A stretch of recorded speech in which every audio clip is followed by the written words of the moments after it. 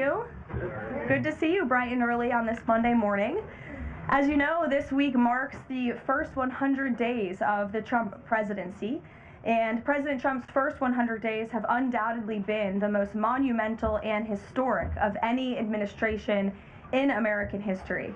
President Trump has already delivered on hundreds of promises he made to the American people, and we will continue to talk about all of them throughout this week. Tomorrow, I will host a press briefing at this same time, bright and early again, to highlight the Trump administration's economic accomplishments with our Treasury Secretary, Scott Bessent. And tomorrow night, President Trump will travel to Michigan to discuss all that he has achieved on behalf of the American people. On Wednesday, the president will host an open press cabinet meeting where each cabinet member will discuss their success thus far and their plans for the future. Today, we kick off 100-day week with a focus on the president's historic effort to secure our southern border. Later this afternoon, President Trump will sign an executive order on law and order and another executive order on sanctuary cities. The first EO will strengthen and unleash America's law enforcement to pursue criminals and protect innocent citizens. The second EO is centered around protecting American communities from criminal aliens, and it will direct the Attorney General and Secretary of Homeland Security to publish a list of state and local jurisdictions that obstruct the enforcement of federal immigration laws. After these are signed, the president will have signed more than 140 executive orders already, rapidly approaching the total number signed by the Biden administration over the course of 4 years in office. Speaking of Joe Biden, it was his awful open border policies that recklessly allowed more than 10 million illegal aliens to invade the United States over the past 4 years. Innocent Americans like Laken Riley, Jocelyn Nungray, Rachel Morin, and so many others were viciously murdered at the hands of these illegal aliens as a result of Biden's dereliction of duty. That's why one of President Trump's central campaign promises was to secure the border and end this invasion. In just under 100 days, 99 now to be exact, the president has overwhelmingly delivered on that promise. America's borders are now secure because of President Trump. He has restored the rule of law, enforced our immigration laws, and defended America's sovereignty. The president immediately declared a national emergency on the southern border, deployed the U.S. military and Border Patrol to repel the invasion, and ended reckless catch-and-release policies. The results have been nothing short of extraordinary.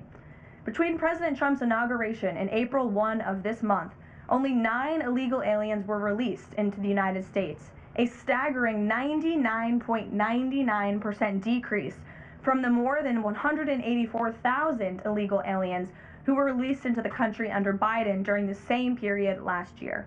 The number of unaccompanied illegal alien children arriving at the border has also hit a record low. Total attempted illegal crossings at the southwest border hit a record low in February, only to fall to another new record low again last month in March. Just listen to these incredible numbers. In March 2024, under Joe Biden, Border Patrol encountered approximately 140,000 illegal aliens at the southwest border. 1 year later, in March 2025, under President Trump, Border Patrol encountered just over 7,000 illegal aliens at the southwest border. That's another 95% decrease from the prior year. The first piece of legislation President Trump signed into law was the Laken Riley Act, which requires illegal aliens arrested or charged with theft or violence to be detained. President Trump also reestablished the successful Remain in Mexico policy from his first term to ensure that aliens who arrive at our southern border and claim asylum are returned to Mexico to await their hearings instead of being allowed into our country while they wait. The president has also restarted construction of his signature advanced border wall. More than 85 miles of new border barrier are already in various stages of construction and planning. And Border Patrol, in collaboration with the Department of Defense and the great state of Texas, have deployed 75 additional miles of temporary barriers across the southern border. The Trump administration, as you know, has also ended the disastrous CBP-1 app, which Joe Biden exploited to facilitate the migration of nearly 1 million illegal aliens into the country. The Department of Homeland Security has relaunched this as the CBP Home app to provide illegal aliens in the U.S. a straightforward way to declare their intent to voluntarily depart. For years, Joe Biden's weakness in open border policies allowed vicious cartels to functionally control, through a campaign of terror, rape, and brutal force, nearly all illegal traffic across the southern border. President Trump has put a stop to this in record time. He designated these heinous cartels as foreign terrorist organizations and invoked the Alien Enemies Act to immediately apprehend, detain, and remove these massive threats who have flooded our country with deadly drugs, violent criminals, and vicious gangs. The Trump administration is working 24/7 to successfully arrest and deport these illegal criminals and foreign terrorists from our communities.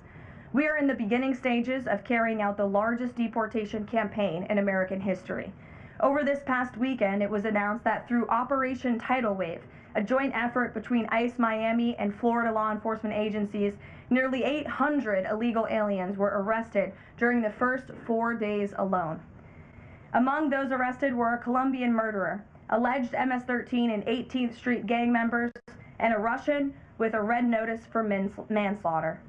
And on the other side of the country, in the early Sunday morning hours, DOJ and DHS together launched a joint raid of an illegal alien underground nightclub used by Tren de Aragua in Colorado Springs, Colorado.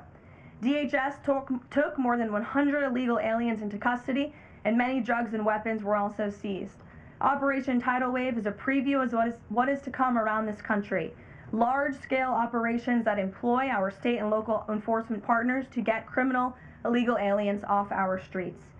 As always, President Trump and our entire administration are grateful for the courageous law enforcement officers who are putting their lives on the line every single day to protect their fellow Americans and to keep our country safe. After 4 years of being vilified and hamstrung by the Biden administration, heroic ICE and CBP officers finally have a president who has their backs and is allowing them to do the jobs they signed up to do. There's no person who can attest to that more than our incredible Border Czar here at the White House, Tom Homan, who has dedicated his professional career to protecting our country and enforcing the law. I will let Tom deliver some short remarks, and then we'll open it up for questions today. Thanks for being here, Tom. Thank you. Just a few things. Look, I started in the Border Patrol in 1984. I've been at this for over 40 years. I worked for 6 presidents, starting with Ronald Reagan. Every president I ever worked for took border security seriously, because you can't have national security if you don't have strong border security. We got to know who's coming in, what's coming in, where's coming in, why it's coming in, right? Even President Obama and President Clinton took some steps to secure the border because they understood national security was important. Joe Biden was the first president in the history of this nation who came in office and unsecured a border on purpose. That's just a fact. We handed the Biden administration, after President Trump's first administration, we handed the Biden administration the most secure border of my lifetime, and he unsecured it on purpose.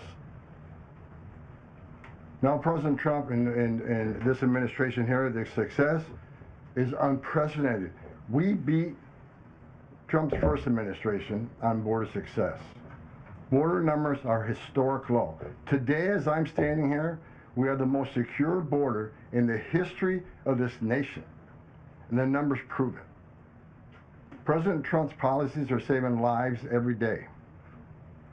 There's been studies done that says 31% of women that make that journey through use of cartels get sexually assaulted.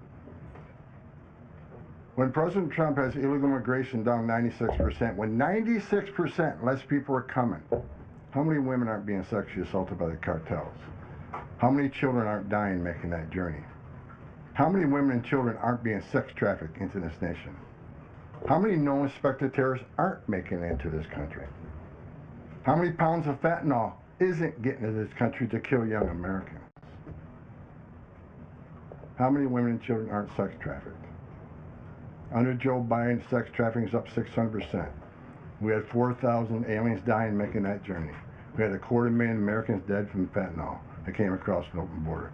President Trump's policy saves lives every day. Even the border wall saves lives. The people want to hate on the border wall. Every place a border barrier has been built, illegal migration's declined, illegal drug flows declined. But you know what no one talks about? The border wall saves lives. Because the most vulnerable, the women and children, can't get over that wall, which means they're going to a place where there's not a wall. And what's waiting on them? The men and women of the United States Border Patrol who will take care of those humanitarian needs, the health needs right off the bat. We just rolled the numbers. Now, let me talk about a few numbers that are important to me. Under the Biden administration, we averaged over 11,000 many days, over 12,000, even some days 15,000 illegal entrants in the United States. 15,000. You know what the number was the last 24 hours? 178. 15,000 to 178. Unprecedented success. On an average day in the Biden administration, known gotaways. People we knew crossed the border because they're on video, drone traffic, or sensor traffic. Crossed the border, weren't apprehended, weren't fingerprinted, weren't vetted. Average day under Joe Biden, more than 1,800 gotaways. Yesterday, 38. 38 too many? We'll get that to 0. But we went from 1,800 to 38. And finally, that was said earlier, under the first 100 days, or it was actually January 20th to April 1st, last year, 184,000 illegal aliens were released into the United States. Under this administration, 9. 4 of them were material witnesses in a criminal investigation. We need them here to testify in a serious criminal trial. 4 was extreme medical condition. We couldn't return them because they were in such bad shape. And 1 was a humanitarian issue. This is unprecedented success. The border is secure. President Trump's saving lives. President Trump has proven no one does this better than President Trump. There is no equal, it's not even close. So God bless the men and women of the Border Patrol. God bless the men and women of ICE who strap a gun to the hip every day, put on a Kevlar vest to not only secure our border and protect our national security, but the ICE agents in the interior, they're removing public safety threats and national security threats every day. While you're all sleeping at 2, 3 o'clock in the morning, there are men and women out there enforcing the law and making this country safe again. And we're going to keep doing it. Full speed ahead. So I'll leave it at that. Awesome. Thank you, Tom. And thanks for all your great efforts. We do want to open it up to questions. If you have border-related questions for Mr. Homan, and I'm also happy to take any non-border-related questions. I'm happy to take border questions too, but Tom is here offering his time, so we encourage you to ask him questions. We'll start with our new media seat today. As always, Rogan O'Hanley, former Hollywood entertainment lawyer, I didn't know that, Rogan, who got fed up with the far-left ideologies of California and now posts conservative political commentary online for his more than 7 million followers across all major platforms. He joins us today from the great state of Florida. Why don't you kick us off today, Rogan? Thank you, Caroline. In Trump's first 99 days, we've seen a coordinated assault on the rule of law by radical judges who are thwarting his agenda with an unprecedented number of national injunctions. These judges are providing more due process to violent MS-13 and Tren de Aragua illegal aliens than they did for American citizens who peacefully protested on January 6th. As Stephen Miller has highlighted, it would be utterly ridiculous to have full trials and appeals for the more than 15 million illegal aliens that came across our border under Joe Biden.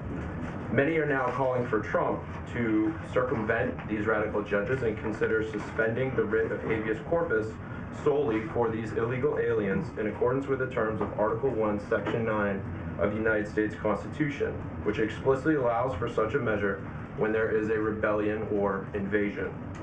There's strong precedent for this action, being that it was exercised by 3 of our greatest presidents, Abraham Lincoln, Ulysses S. Grant, and Democrats' favorite president of all time, FDR.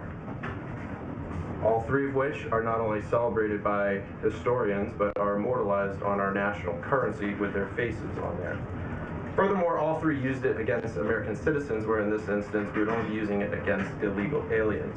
I think almost every reasonable American would agree that 15 million illegal aliens coming across our border under Joe Biden counts as an invasion, especially since many, as you highlighted, are now robbing, assaulting, raping, and killing American citizens. Historic assaults on our republic require reciprocal action from our government. Can you please let us know if and when the Trump administration is planning to suspend the writ of habeas corpus to circumvent these radical judges who are infringing on his Article 2 powers and to start shipping out illegals en masse? I have not heard such discussions take place, but I can assure you that the president and the entire administration are certainly open to all legal and constitutional remedies to ensure we can continue with the promise of deporting illegal criminals from our nation's borders. And I also agree with the premise of your question, which doesn't happen in this room often, but I do agree with yours. It is absurd that the previous administration was allowed to allow 15 million that we know about illegal aliens into this country with very little pushback from our judicial branch. But this president is trying to simply enforce our nation's immigration laws and is facing roadblock after roadblock. So we're complying with court orders, but as Tom Homan has said every day, we're going to continue to forge ahead with this mass deportation campaign, and the president is open to all remedies to do that. Thanks for being here today, Rogan. If I can also answer your question, as far as the judges, look, we just arrested the judge, Pam Bondi, for impeding ICE enforcement removals. I said from day one, you don't have to support ICE's operations. You can support sanctuary cities if that's what you desire to do. Sanctuary cities can stand aside and watch ICE keep their communities safe, because any public official, whether you're mayor, city councilman, or governor, their number one responsibility is protection of communities. And ICE has been clear, we're targeting public safety threats and national security threats. I can't believe there's any elected official, and especially a judge, that doesn't believe we should be doing that, and they should be helping us. What I said from day one, you can sit aside and watch, you can argue against us all you want and protest all you want, but when you cross that line, I've said this 1,000 times, when you cross that line to impediment or knowingly harboring, concealing an illegal alien from ICE, you will be prosecuted, judge or not. And as far as releasing so many people, you know why the Biden administration released millions of people in the United States? No one ever talks about it. I'll talk about it. Why did they release people into the interior United States and put them, rather than put them into an ICE bed? Why not put them in an empty ICE bed at $127 a night rather than in a hotel room at $500 a night? They did it on purpose, because when you put them in ICE detention bed, they get a hearing in 35 days. Court records show 9 out of 10 people claim asylum, get order removal, they're gone. But if you release them and put them in a hotel room at $500 a night, their hearings can be 5, 7, 9 years if you pull out all appeals. And what are they hoping for then? That another Democrat administration's in power. They can award an amnesty to millions. This is about selling this country off for future political power. That's what it was. The law clearly says if you arrive at our border without proper documentation, you shall be detained. Not maybe, not think about it, shall. And that's what President Trump's doing. Catch and release is over. That's what the law says, and that's what we've done. Harry. A question on Abrego Garcia, if I can. The president recently said when it comes to facilitating his release, he's leaving that up to his lawyer. So just to be clear, have there been any negotiations between the U.S. and El Salvador over his release or facilitating his release? I will tell you what the president of El Salvador told all of you in the Oval Office. El Salvador does not intend to smuggle a designated foreign terrorist back into the United States. He is an El Salvadorian national. That is his home country. That is where he belongs. And the administration intends to comply with what President Bukele said of El Salvador. He does not intend to send that individual back. So that's a no. There's been no talks. What I have told you is that the president of El Salvador has made this quite clear. Kate. Karoline, can you tell us more about the meeting between President Trump and President Zelensky over the weekend? Did that meeting change anything? Did Trump leave that meeting thinking any differently about negotiations and next steps on this? Look, the president talked about this after the meeting himself yesterday when he took questions from reporters on Air Force One. He thinks that he is increasingly frustrated with leaders of both countries. He wants to see a permanent ceasefire. I understand Vladimir Putin this morning offered a temporary ceasefire. The president has made it clear he wants to see a permanent ceasefire first to stop the killing, stop the bloodshed. And while he remains optimistic he can strike a deal, he's also being realistic as well. And both leaders need to come to the table to negotiate their way out of this. And I do think that the president meeting with President Zelensky shows that he is exuding a lot of effort and time into this because he wants to be a peacemaker president, which he was in his first term. He intends to do that again. And this is an incredibly difficult situation and conflict that President Trump inherited from President Biden, who allowed this war to start in the first place, but he's focused on solving this problem. Does anyone have border questions? Sure. Okay. Thank you, Karoline. If border crossings are at a record low, why should it still be considered an emergency?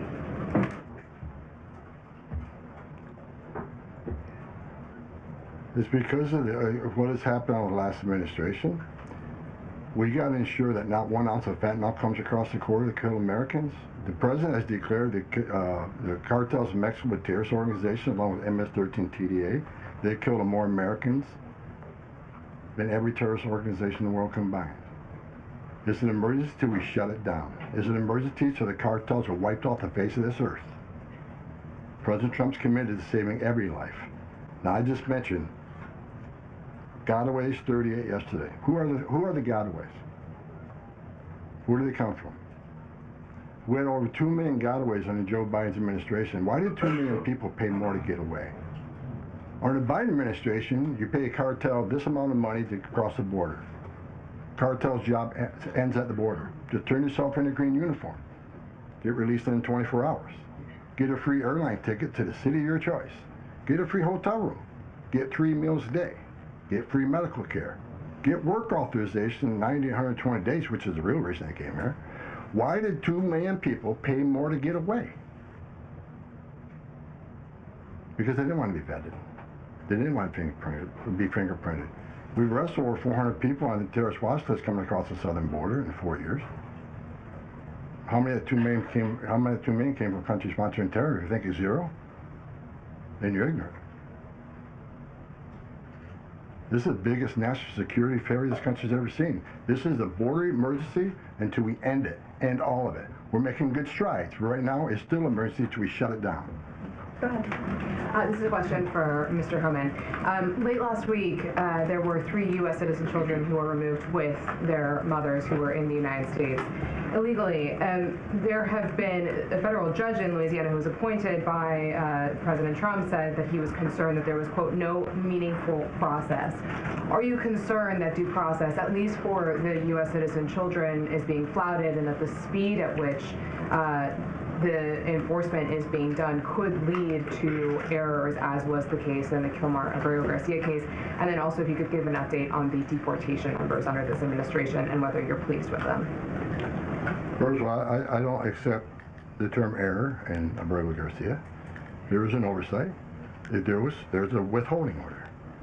But things have changed. The facts around the withholding order has changed. He is now a terrorist, which is the withholding order set aside. And the gang he was fearing from being removed out of El Salvador no longer exists. So the facts around that case are totally different. I'll let the lawyers litigate that. But as far as the 3 USC kids, I'd said from day one that if you enter this country legally, it's a crime. If you remain in this country legally and you ignore a judge's order about deporting, if you choose to have a U.S. citizen child, knowing you're in this country legally, you put yourself in that position. You put your family in that position. What we did is remove children with their mothers who requested the children depart with them. This was a parental decision. Parenting 101. The mothers made that choice. And I tell you what, if we didn't do it, the story today would be Trump administration separating families again. No, we're keeping families together. So when a parent says, I want my 2-year-old baby to go with me, we made that happen. They weren't deported. We don't deport U.S. citizens. The parents made that decision, not the United States government. But I don't hear any questions about Laken Riley had a mother. She's never going to see her child again. Rachel Morin, she had 5 children. Those children are never going to see their mom again. This administration is doing the right thing. Every public safety threat we arrest from this country and remove them, this country is much safer. So parents will make a decision what happens to their child. Having a U.S. citizen child does not make you immune from our laws. If that's the message we send the entire world, enter the country legally. It's a crime. Don't worry about it. Get order removed by an immigration judge. Don't worry about it. No one's looking for it. And have a U.S. citizen child, and you're immune from our laws, you're never going to fix the border. People will keep putting themselves in harm's way. More women would die. More children would die crossing this border. We got to secure a border by enforcing our laws. We're not making this up. We're enforcing laws under statute enacted by Congress, and it's the right thing to do. Can you give an update on the deportation numbers under this administration? Mr. Homan. What are you asking for? We just provided the numbers. The number of deportations that have occurred under this administration, whether you're pleased with that. Last number I got was 139,000 deportations. Am I happy with the number? Numbers are good. Especially if you look at the ICE numbers. The ICE arrest removals are far beyond Biden. Well, I read the media. Oh, ICE, the deportations are behind Biden administration. Well, why? Because they counted border removals. We don't have 10.5 million people crossing the border. We don't have border removals. So Joe Biden could have deported 5% of his encounters, and numbers will still be higher than us on the border removals because we have a secure border, the most secure border in the history of this nation. Compare apples to apples, ICE arrests and deportations are far more than Joe Biden. Great. Caroline. Sure, go ahead. Mr. Homan, talking about the border wall, can you give us an update as far as how many miles are being built today? And is Mexico paying for it, as the president said they were going to? Well, first of all, I'll answer that question because I already answered it in my opening remarks. To date, since January 1st, there's been more than 85 miles of new border wall construction in various stages of that construction and planning. The president has made it clear to Congress that we want to see more funding for not just border wall construction, but also to support our ICE agents and our Border Patrol agents who are on the ground facilitating with this mass deportation effort. So he's clear that Mexico is not going to pay for it? Is that what you're saying? Let's address that. Trump said Mexico won't pay for the wall. They have in a roundabout way, have they not? Putting 10,000 military on the northern and southern border, taking the action they did will remain in Mexico. They didn't have to do that. They're doing it. Putting military on the southern border. Have moved illegal immigration to a record low. We're saving millions of dollars every day on detention, transportation, removal proceedings. We've more than made up for the cost of that wall because of the actions of Mexico. So is Mexico helping build that wall? Yeah, because we're saving so much money, millions of dollars a day, that we can afford to build that wall. So actually, yes, they're helping to build the wall. John. Thanks a lot, Caroline. Mr. Homan, a question for you. You're the Border Czar. Can you give an estimate as to how many individuals are in the United States illegally? That's number one, and I'm sure you're very familiar with that number and estimate. And the second question is, I have a list that the White House put out of individuals, 100 ICE arrests since the beginning of the president's term, and the people are arrested for various very serious crimes. First-degree murder, convicted of rape, convicted of murder and aggravated burglary, sexual assault of a child. How many of the individuals that are in the United States illegally are people like this, really bad people? Well, first of all, how many illegal aliens I think in the United States? At least 20 million. So where'd you come up with that number? We've been speaking about 12 million for 20 years. We know we got 10.5 that we know of came to the border. How many don't we know of? I talked about known gotaways at 2 million. How many unknown gotaways do we have? Like between the Big Bend sector in Texas where there's no technology, how many 1,000 people dig across through there? We wouldn't know. We would know now. But, you know, so I would venture over 20 million. But your question is, last count, last I looked, there was about 700,000 illegal aliens with criminal charges walking the streets of this country. 700,000. And that's what we're looking for now. That's what we're prioritizing. Them and national security threats. We'll go to the back row. Thanks, Caroline. Yes. For Mr. Homan, I'm Taylor with Spectrum News. We have a station up in Rochester, New York. It was reported you're visiting there tomorrow. Can you talk a bit about the purpose of your trip? I know the Trump administration is suing the city over its sanctuary city policies, how the executive order Caroline alluded to ties into it, and what your message is for communities and community leaders who say, we're able to establish our own rules here, we're worried about this input from the federal level. Can you talk a bit about that? Well, the same thing I talked about earlier.